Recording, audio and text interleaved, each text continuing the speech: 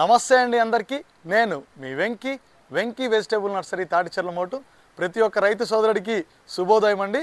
ఈరోజు వీడియోలో సమాచారం వచ్చేసి చాలామంది రైతు సోదరులు అయితే ఫోన్ చేసి టమాటా ఇప్పుడు నాటచ్చా లేదని అడుగుతున్నారండి. నాకు తెలిసిన సమాచారాన్ని బట్టి నాకు చాలామంది రైతులు ఫోన్ చేసి చెప్తుంది ఏంటంటే, మా ఏరియాలో ఎవరు టమాటా వేయట్లేదన్నా, వేరే పంటలు వేసుకుంటున్నారు.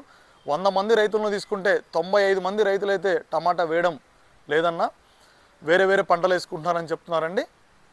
ఎవరైనా టమాటా వేయాలనుకుంటే నేను వేయచ్చు అని చెప్తానండి. ఎందుకంటే కన్ఫామ్గా రేటు ఉండిద్దని చెప్పను, కన్ఫామ్గా రేటు ఉండదని చెప్పను.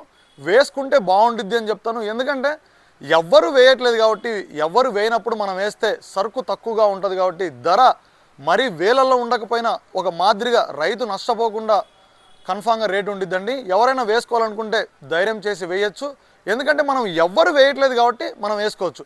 నాకు సమాచారం తెలుసుకొనే చెప్తున్నానండి. నాకు తెలిసిన సమాచారాన్ని బట్టి రైతులు ఎవరు టమాటా నాటట్లేదు. ఎవరైనా ధైర్యం చేసి వేసుకుంటే బాగానే ఉండిద్దండి, వేయచ్చు. ఒక మాదిరిగైన రేటు ఉండిద్దండి. మరీ వేలు లేకపోయినా రైతు అయితే నష్టపోకుండా ఒక మాదిరిగైన రేటు ఉండిద్ది. అదండి ఈరోజు.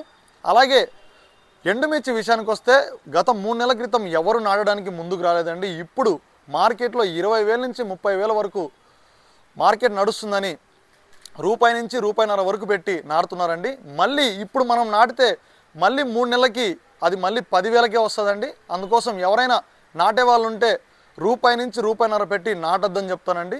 అదండి ఈరోజు వీడియోలో సమాచారం. ఎవరైనా కొత్త వాళ్ళు మన ఛానల్ చూస్తుంటే దయచేసి సబ్స్క్రైబ్ చేయండి, లైక్ చేయండి, షేర్ చేయండి.